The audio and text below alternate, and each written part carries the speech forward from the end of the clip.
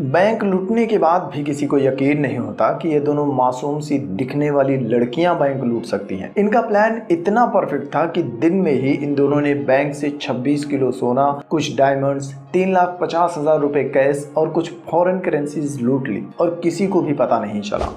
कहानी केरला के एक छोटे से शहर में शुरू होती है। एनी और शिल्पा नाम की दो मासूम सी दिखने वाली लड़कियां वहां आती हैं। एक ब्रोकर और कॉन्ट्रैक्टर भी उनके साथ होता है। वो दोनों अपना ब्यूटी पार्लर खोलने के लिए एक बिल्डिंग के ग्राउंड फ्लोर पर जगह देखती हैं। उन दोनों को पार्लर के लिए वो जगह पसंद आ जाती है। वो दोनों कॉन्ट्रैक्टर से अपना सारा प्लान बता देती हैं और उनसे कहती हैं कि हम दोनों भी आपके साथ काम करेंगे, इससे हमारे थोड़े से पैसे बच जाएंगे। इसके बाद दोनों बगल में कुरियाचन के होटल पर जाती हैं। होटल पे उन्हें पंचायत सदस्य सतीशन भी मिल जाता है। उनकी मासूमियत देखकर सतीशन भी उनसे कहता है कि तुम्हें जब भी मदद की जरूरत पड़े मुझे जरूर बुलाना। होटल में ही सुगीत नाम का एक लड़का भी होता है। सुगीत इलाके का इकलौता फोटोग्राफर है। शिल्पा को देखते ही सुगीत उसे लाइन मारना शुरू कर देता है। वो शिल्पा से कहता है कि मैं तुम्हारे पार्लर के उद्घाटन वाले दिन फोटो खींचने जरूर आऊंगा। तभी पार्लर के सामने बासिल नाम का एक लड़का अपना मिनी ट्रक लेकर आ जाता है। बासिल पार्लर का काम शुरू करने के लिए कुछ जरूरी सामान लेकर आया था। इसके बाद वो लोग बिल्डिंग को एक बड़े से कपड़े से ढक देते हैं और उसके ऊपर एक बोर्ड लगाते हैं जिस पर लिखा होता है beauty parlour opening soon.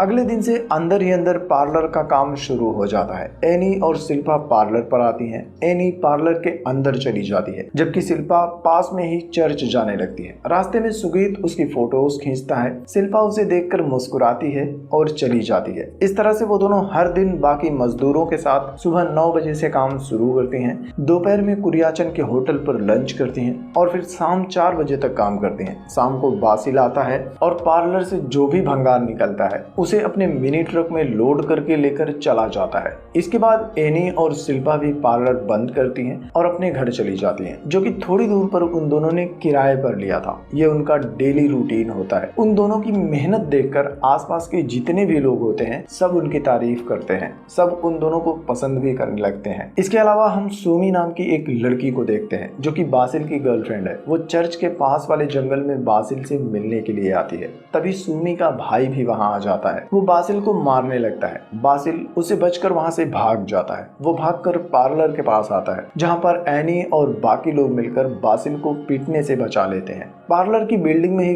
First floor पर एक बैंक है। एनी और शिल्पा दोनों बैंक के अंदर जाती हैं। बैंक मैनेजर के साथ मिलकर वो अपना लॉकर अकाउंट ओपन करते हैं, जिसके बाद बैंक स्टाफ उन दोनों को लेकर लॉकर रूम में जाता है और उन्हें लॉकर की चाबी देकर रूम से बाहर आ जाता है। उनका लॉकर नंबर होता है 118 और दोनों अपने लॉकर में एक थैली रखती हैं और बाहर आ जाती हैं। इसके बाद रात में एनी और शिल्पा घर पर होती हैं। शिल्पा एनी को सुगीत के खींचे हुए फोटोज दिखाती है, जिसके बाद एनी उससे कहती है कि इन फोटोज और अपनी मुस्कान के चक्कर में ये मत भूल जाना कि हम यहाँ किस लिए आए हैं। अगली सुबह एनी पोस्ट ऑफिस जाती है। वो स्टीफन नाम के एक आदमी को लेटर पोस्ट करती है जिसमें लिखा होता है कि ब्यूटी पार्लर की ओपनिंग सेरेमनी 22 तारीख को संडे को दिन में है। इसके बाद दोनों फिर से कुरियाचन के होटल पर आती हैं। वहां सतीशन और सुगीत भी होता है। एनी उन सबको मुस्कुराते हुए अपनी ब्यूटी पार्लर ओपनिंग सेरेमनी का इन्विटेशन देती है और उन सब से कहती है कि इस थर्सडे को ब्यूटी पार्लर की ओपनिंग है, आप लोग जरूर आना। इसके बाद वो लोग पार्लर जाती हैं। फर्स्ट फ्लोर से धीरे धीरे पानी अब भी टपक रहा था। कॉन्ट्रैक्टर के लिए बस यही एक काम बचा था। वो एनी से कहता है कि मंडे तक वो इसे फिक्स कर देगा। एनी उसका बाकी हिसाब चुकाती है और सब लोग चले जाते हैं। अब 22 तारीख संडे का दिन आता है। दोनों रोज की तरह पार्लर में बचा हुआ काम खत्म करने के लिए आते हैं, लेकिन आज उनका प्लान अलग होता है और उनके साथ होता है स्टीफन। स्टीफन असल में एनी के पापा का पुराना दोस्त है और उनके साथ मिलकर स्टीफन भी चोरी किया करता था। पार्लर में आते ही एनी रोज की तरह सबसे पहले बाल्टी का पानी बाहर फेंकती है। फर्स्ट फ्लोर पर जो बैंक है उसका लॉकर रूम उनके पार्लर के ऊपर ही था। स्टीफन के साथ मिलकर वो लोग फर्स्ट फ्लोर का छत तोड़ देते हैं। फिर वो लॉकर रूम में घुसते हैं और एक एक करके सभी लॉकर्स को तोड़कर उसके अंदर रखे गहने और पैसे निकालना शुरू कर देते हैं। उसी टाइम पर हम देखते हैं कि सुमी की माँ भी सुमी के साथ पार्लर के अंदर आती है, लेकिन एनी उसे रोक लेती है। सुमी की माँ बताती है कि कल सुमी की इंगेजमेंट है और आज रात ही तुम दोनों को हमारे घर आकर सुमी का मेकअप करना होगा। एनी उनकी बात मान जाती है। सुमी और उसकी माँ वहाँ से चली जाती हैं।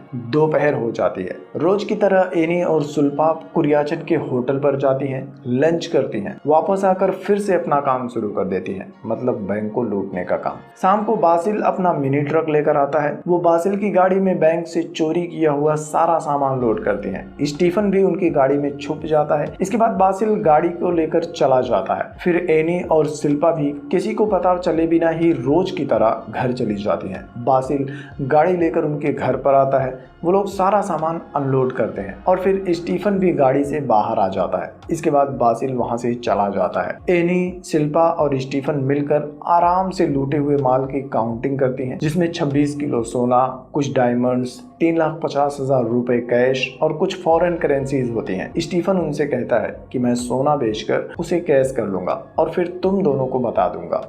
अगली सुबह एनी और शिल्पा रोज की तरफ फिर से पार्लर जाती हैं। प्लान के मुताबिक ऑलरेडी उन लोगों ने शटर का ताला तोड़कर वहीं पर फेंक दिया था। एनी दौड़कर कुरियाचन के होटल पर जाती है। वो सबको बुलाकर लाती है और बताती है कि जब हम यहाँ आए तो ताला टूटा हुआ था। सतीशन कुछ लोगों के साथ अंदर जाता है और फिर बाहर आकर सबको बताता है कि बैंक का लॉकर लूट लिया गया है। वो लोग पुलिस बुलाते हैं। सर्कल इंस्पेक्टर फारूक और सब इंस्पेक्टर विक्टर पूरी टीम के साथ केस को इन्वेस्टिगेट करने के लिए आते हैं। वो लोग सबसे पूछताछ करते हैं। फारूक एनी से और विक्टर शिल्पा से पूछताछ करना शुरू कर देता है। दोनों बताती हैं कि रोज की तरह संडे को भी हम दोनों पार्लर में बचा हुआ काम खत्म करने के लिए आए थे और शाम 4 बजे हम दोनों यहाँ से चले गए। उसके बाद रात में हम सुमी के घर पर उसका मेकअप करने के लिए गए थे। सुबह जब हम यहाँ आए तो ताला टूटा हुआ था। उन दोनों के बयान या फिर हरकतों में कुछ भी ऐसा नहीं होता कि पुलिस उन दोनों पर शक करती। इसके साथ ही दोनों ने अपनी मासूमियत का जाल इस तरह से बुना था कि गांव वालों को भी दोनों के हालात पर तरस आता है। किसी का भी ध्यान इस तरफ नहीं जाता कि दोनों बैंक में इतनी बड़ी चोरी कर सकती हैं। शाम हो जाती है। वो दोनों कुरियाचन के होटल पर बैठी होती हैं। सतीशन उनसे कहता है कि तुम्हें घबराने की जरूरत नहीं है, हम सब तुम्हारे साथ हैं। पुलिस उनके पार्लर को सील कर देती है और अपनी इन्वेस्टिगेशन शुरू कर देती है। इधर विक्टर लूट का सारा माल लेकर अपने गाँव चला जाता है। टापू पर उसका एक टूटा फूटा पुराना घर होता है। विक्टर सारा माल लेकर उस टूटे हुए घर में छुपा देता है और वापस अपने घर पर अपनी वाइफ के पास आ जाता है। इधर पुलिस सीसीटीवी कैमरों को देखना शुरू कर देती है। कैमरे के फुटेज में विक्टर को बासिल की गाड़ी बार बार एक ही रास्ते से आती और जाती दिखाई देती है। इसके बाद विक्टर रास्ते में बासिल की गाड़ी को रुकवा लेता है और उसके साथ गाड़ी में बैठ जाता है। वो बासिल से पूछता है कि तुम रोज कहाँ आते जाते हो। बासिल बताता है कि पिछले 4 साल से मैं हर रोज सुबह में अखबार और दूध सप्लाई का काम करता हूँ। इसके अलावा पार्लर का भंगार उठाने का काम करता था,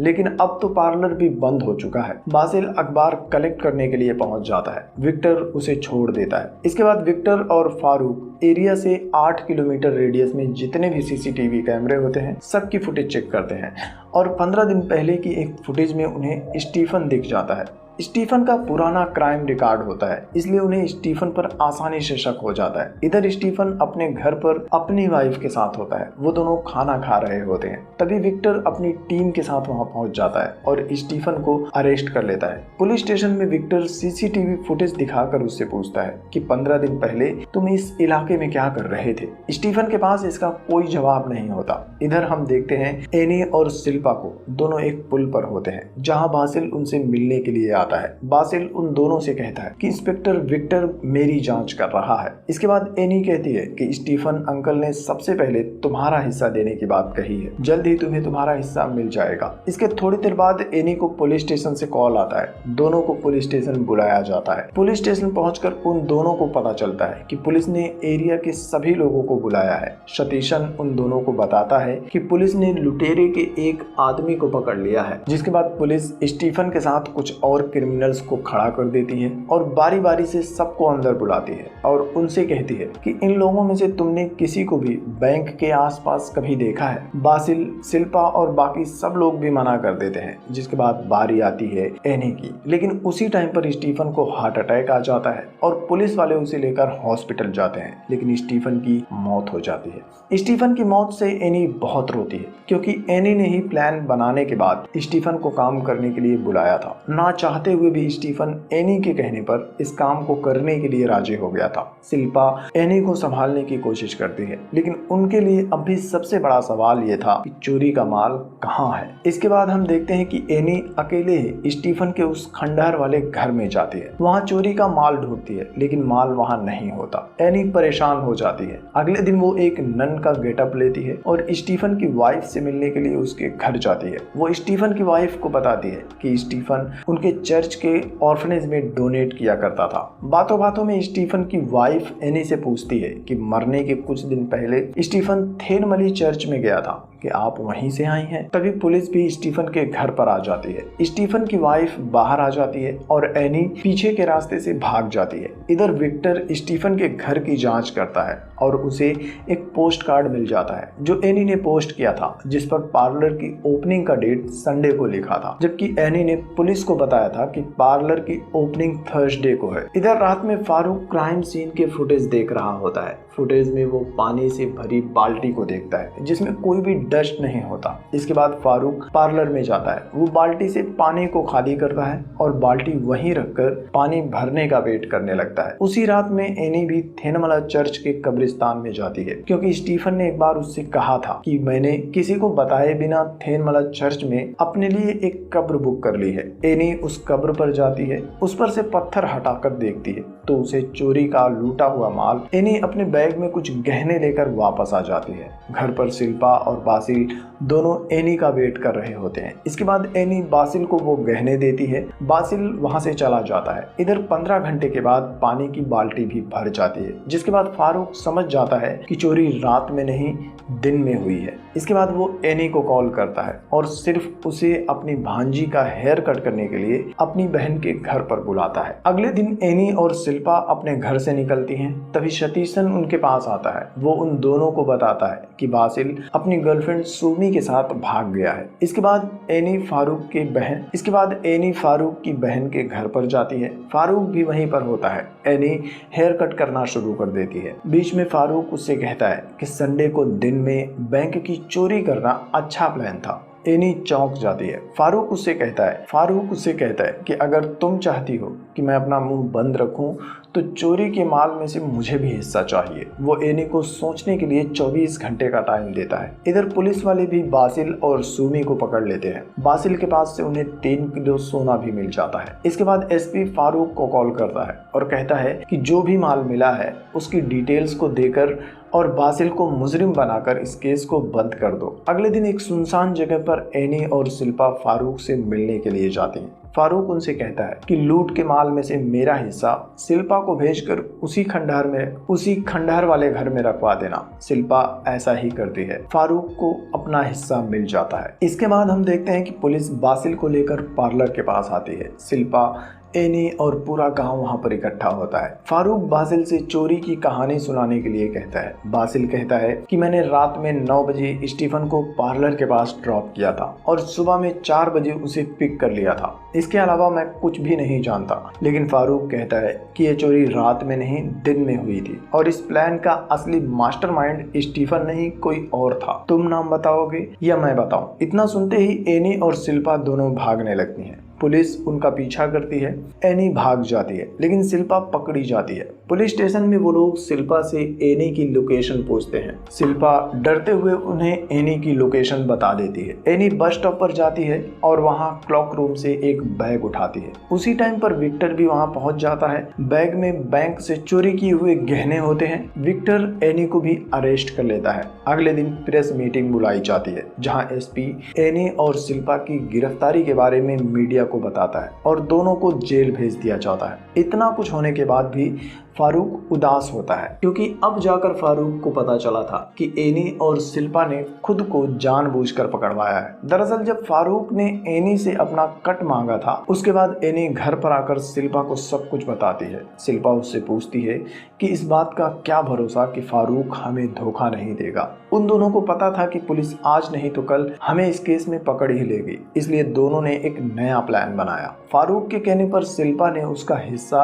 खंडहर वाले घर में रख दिया, लेकिन उसके बाद फारूक को पता चले बिना ही शिल्पा ने उसका पीछा भी किया था। फारूक ने ही उस माल को बस स्टैंड के क्लॉक रूम में छुपाया था और जानबूझकर एनी उसी बस स्टॉप पर बैग उठाने के लिए जाती है। फारूक के हिस्से वाले माल के साथ ही पुलिस ने एनी को भी अरेस्ट किया था, जबकि चोरी का बचा हुआ माल अब भी स्टीफन की कब्रिस्तान में सेफ था और ये बात सिर्फ एनी और शिल्पा को पता होती है। कुछ सालों के बाद दोनों जेल से छूट जाते हैं और इस बार हम देखते हैं कि दोनों एक कैफे में काम करते हैं और उस कैफे के सामने होता है एक डायमंड स्टोर। इसके बाद यह फिल्म खत्म हो जाती है।